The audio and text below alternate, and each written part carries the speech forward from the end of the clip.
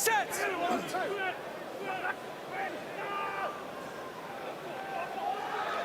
Well, this scrum is struggling. There's no two ways about it. And it's Harlequins who get the first penalty of this game. Ian Tempest, very clear. Sides. You've stepped around the corner. Okay.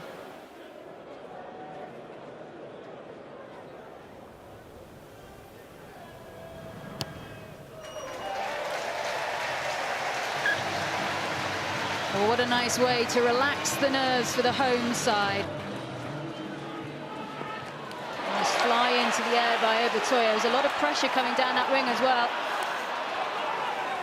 Incredibly flexible, the way that he can contort his body into these positions to evade defenders.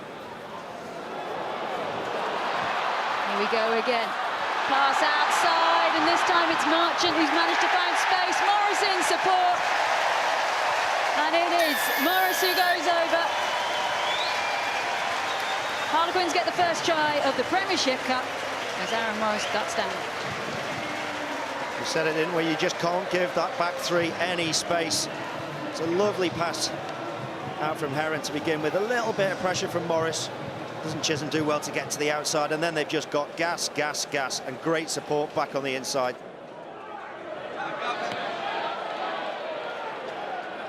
Somehow it's back in Quinn's hands again. Bristol just can't get any go forward at the moment with this ball. Sorry, Charlie. Here comes Mulcrone, he's got numbers with him as well. Here comes Morris, he's already got one, he could be on for another. He's being tracked down, but Morris will be scoring a brace. He touches it down, and Bristol haven't got any answers at the moment when Quins are in full flow. Lovely break, wasn't it? Mulcrone, great angle, spotted the opportunity on the blind side. You're not going to catch Morris in that. He's jogging at this stage, he's got another gear there.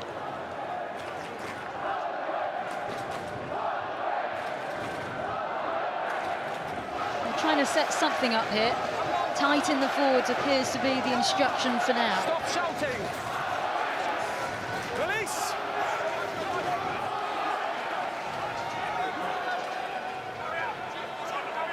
And this time it's going to be Holmes. He puts his body on the line. And there's a penalty coming here for Bristol as well, so they've got a free shot coming. Keep going, back feet. Ball comes back, here comes the crossfield kick, they might as well have a go. High into the air, that was a really nice take, touchdown! That try has been given. Tom Pincus leapt out, touched it down, happy days. Really good finish this from Pincus.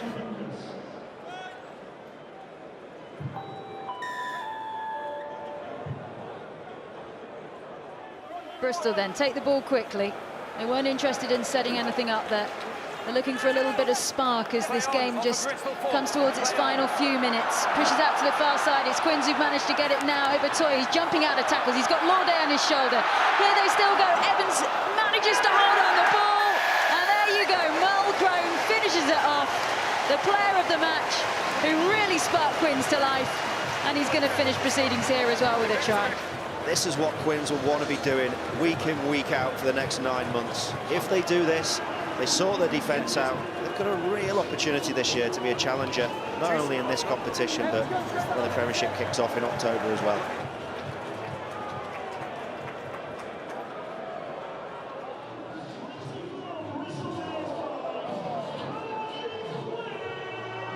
Well, that was a big clatter.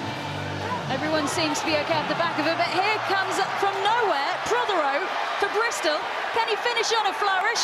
He's gone over. That came from absolutely nowhere, and Bristol get a try in the second half. What a break from Prothero through the middle. They'll just look at the grounding. Does Obertoya turn and rip him out before he gets down? No. Try. Well played. Ball in then from Bristol. Can they come away from the stoop with the last say in this game? They can't win it from this position, but they could certainly dampen the Quins party. It's down on the floor. Where is that ball? It looks like it's going to come up Quins side. Yes, it is. Ball goes out by Brett Heron, and Quins finally close out the game. Full time here then at the stoop. Harlequins 24, Bristol 12.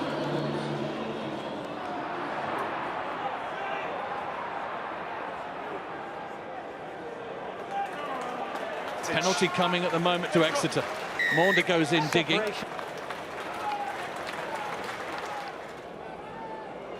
So Exeter do have a chance in which to foray into the Bath half. Steenson's boot is going to find the touchline like it has done hundreds of thousands of times before down here. Jack, if that's something we see, then we'll deal with it accordingly. Again, we're a little bit far out, but we have seen Exeter drive from this far out and score tries before. It'll be interesting whether Steenson wants the ball off the top or he's going to give the pack a good chance to try and rumble forwards. Jack in it again, good. There's your answer. Straight to the midfield, Hendrickson, Woodburn, 1-2 from them. This could be the opening score. It is Tom Wyatt on debut. Wow, that's a lovely way to open your Exeter Chiefs account. And, well, you mentioned it, you called it almost, James Simpson-Daniel. There's your answer. Oh, Bath will feel really disappointed. That's how they've conceded their first try.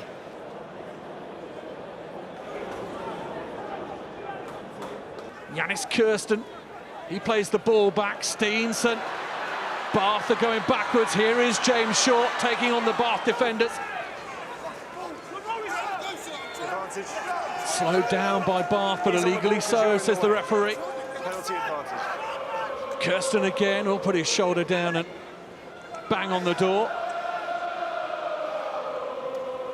Hendrickson through the gap, Hendrickson for the line. Both Toms have scored for Exeter.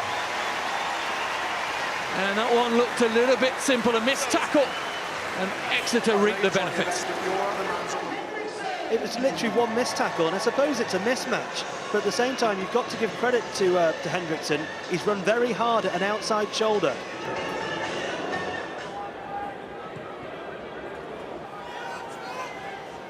He doesn't listen to James Simpson-Daniel. The ball is kept infield. De Glanville comes down with it and presents it well. Douglas juggles with it. Out here goes Max Ajomo. Levi Davis, can he step on the gas and go on the outside? He leaves short for dead, and it's a finishing masterclass from Levi Davis. Well, that is what we asked for from Bath. There is the response. There is the try. Brilliantly taken try. It looked like almost Short had him covered on the edge, but that was a really well taken try, you've got to say, by Davis. But it all came from what we said, the missed touch.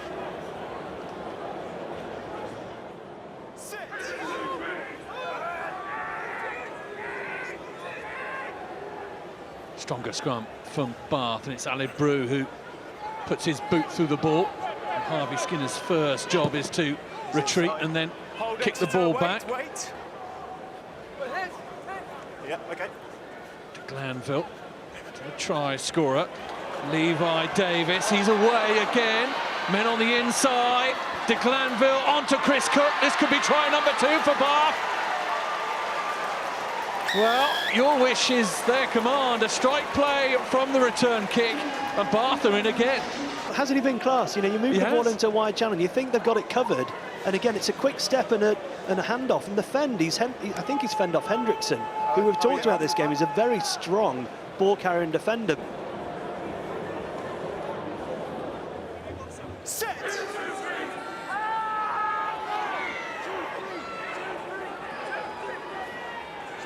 Badilli, first receiver. Snow, dummies through the gap. Correa is with him.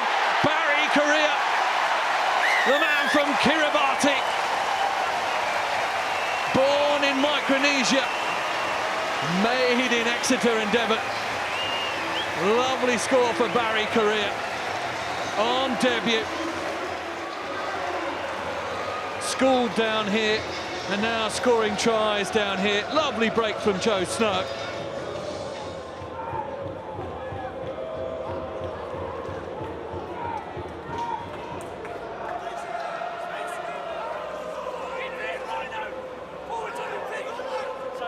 Huge amount of shouting and encouragement even in the ebbing moments of this game. Trying to get everyone involved and everyone going. Levi Davis is chasing a lost cause because that is the full-time score.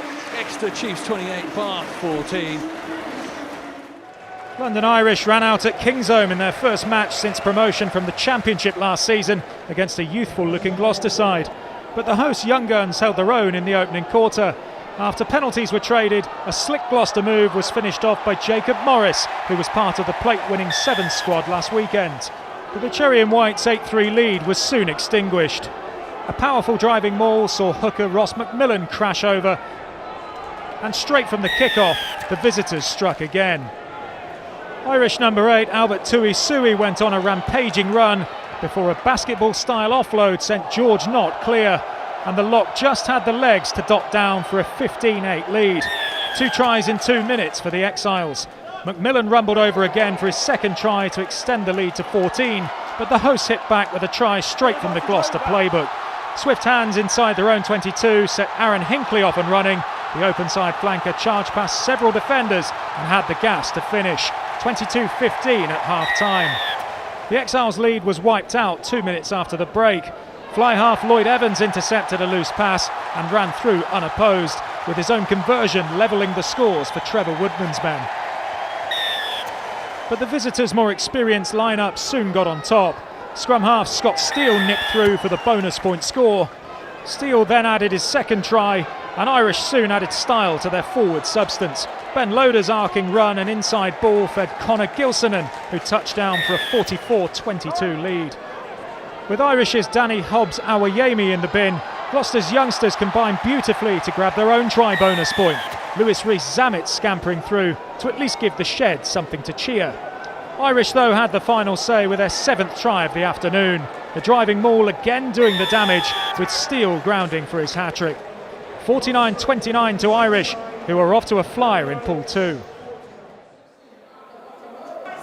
Steve Diamond highlighted during the week just how much his team were chomping at the bit to get their season going, and gave notice that he'd be putting out strong sides for this tournament. So it was no surprise when one of his newbies, Simon Hammersley, opened the new season's account after just 7 minutes. Holders Northampton showcased plenty of their young talent, Ollie Slightholme impressing with his defence and attack, setting up this score for his new co-captain, Taymana Harrison. There were 7 new faces for the AJ Bell faithful to get to know, including the 3 Dupree brothers. But it was the returning Rohan Janse van Rensburg who accepted this Saints gift to gallop in from 60-plus metres. And the South African was to be the key conduit for their next score too, his juggling skills handing Chris Ashton the opportunity to get his first try of the season. And the bench maintained the momentum for the home side. Bevan Rod and Aka van der Merwe impressing with their handling dexterity for another score. Hammersley has transferred from northeast and northwest and seems to be enjoying life already. The former Falcons flyer collecting a double in the final quarter. Credit to the young Saints side who kept going throughout. Jimmy Grayson's cross kick to Connor Tupai playing out of position on the left wing, setting up a team play with forwards and backs interchanging to eventually allow Alex Coles to rumble over in midfield. It was never to be enough though, as the Sale fans licked their lips at the new season in prospect. Sale Sharks the victors, 39 points to 18. Saracens, already buoyant from retaining their Premiership Sevens title against Wasps, opened up in impressive style at the Rico. In a side built on a dozen academy products and with several making their senior team debuts, they ran in 2 tries in the first 10 minutes. Manavunapola crossing the welcome mat with no host, Rotimi Segan unlocking the Wasp defence with apparent ease.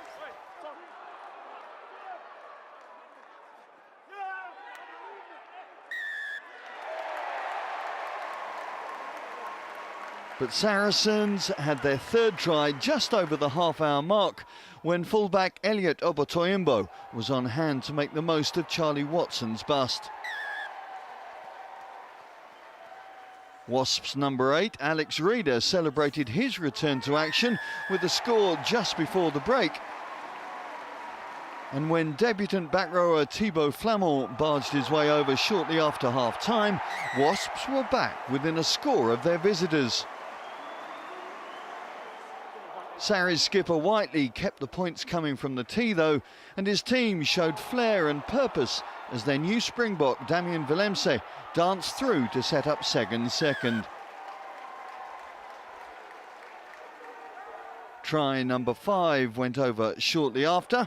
Ben Earl's bullocking dancing run, setting up Charlie Watson. And though Wasps manufactured good position to allow former England 7-star Callum Circa to show his undoubted finishing prowess to nab their 4th, it was the men in red who had the final say. Nick Tompkins, emphasising last year's runners-up, are up and running in style. Leicester travelled to 6 ways for their Pool 3 opener against a strong-looking Worcester side who reached the Cup semis last season. A young Tigers team took a 6-3 lead, but Worcester soon hit the front thanks to a sublime try after 11 minutes. Michael Heaney popped a perfectly timed pass to Perry Humphreys, who added the finish. 2017 winners Leicester scored a slick try of their own soon after. Young flanker Tommy Raffel powered over the gain line before passing inside to Andy Forsyth, who regained the visitors' lead. The Warriors, though, refused to panic, and they soon notched their 2nd score. Last season's breakthrough star Ted Hill provided the initial lung-bursting impetus. John O'Lance and Ashley Beck then fed Isaac Miller, who supplied the finish. And number 3 arrived just after the half hour. Former Osprey Beck was involved again before Mills's pass found Caleb Montgomery, who dotted down for a debut try.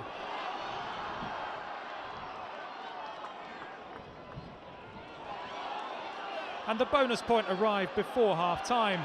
Scott Van Breda cut inside and then offloaded to Alex Hurl, who crossed for another eye-catching score. 31-13 to Worcester at the break. And any lingering Worcester doubts were quickly put to bed in the second half.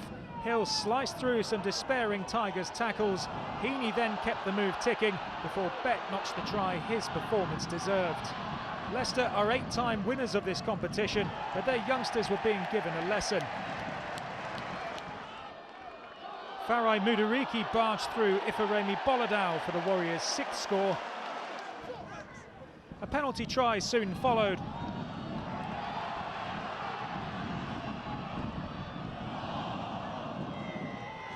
But Worcester weren't satisfied.